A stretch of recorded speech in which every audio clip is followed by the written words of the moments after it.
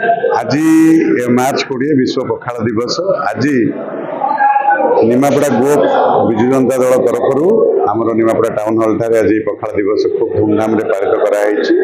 प्रत्येक पंचायत सभापति, निर्वाचित प्रतिनिधि, वरिष्ठ नेतृत्व, युव, छात्र, महिला समस्त आज आसिक उपस्थित होती। आज आम पखाड़ दिवस रे आमरी वार्ता देलु जे प्रत्येक जाति गोटे गर्व थाए। आमर जमी ओडिया जातिर गोटे पखाड़ कंसा हूँ गोटे बहुत बड़ गर्व।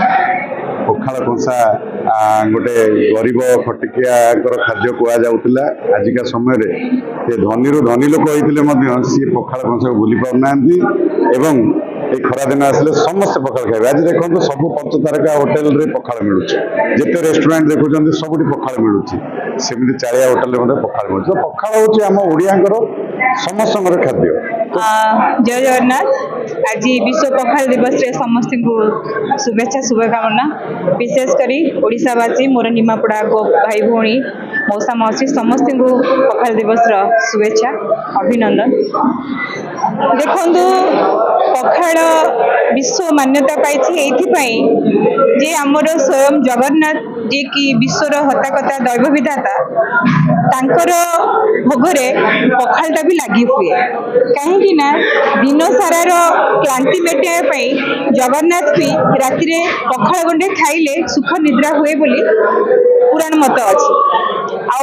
आजिका डेट रे देखु ए डाक्तर माने भी उपदेश देले जे आपण दिन को थरे भी गले देहर पोषण पे आपण पखाड़ को खाद्य भितर अंतर्भुक्त करतु। तेणु मु विशेषकर कहि ओडिया मानकर आगुरु तो चाषीटे हो ना कहीं गरीबटे हो समस्त मन में गोटे जिनस पखाड़ गंडे खाइले दिन सारा आम बल आसी था कम करने कर्म क्षेत्र में आमको भोक लगी न था। तेणु से उद्देश्य आम आज समस्ते निमापड़ा गोपवासी पखाड़ दिवस को पालन करुचु। आज आम निमापड़ा गोप निर्वाचन मंडल तरफ विजु जनता दल तरफ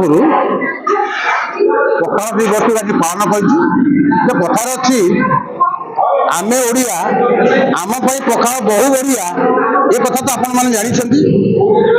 आमे ओडिशार जनसाधारण कृषि उपर निर्भर करती।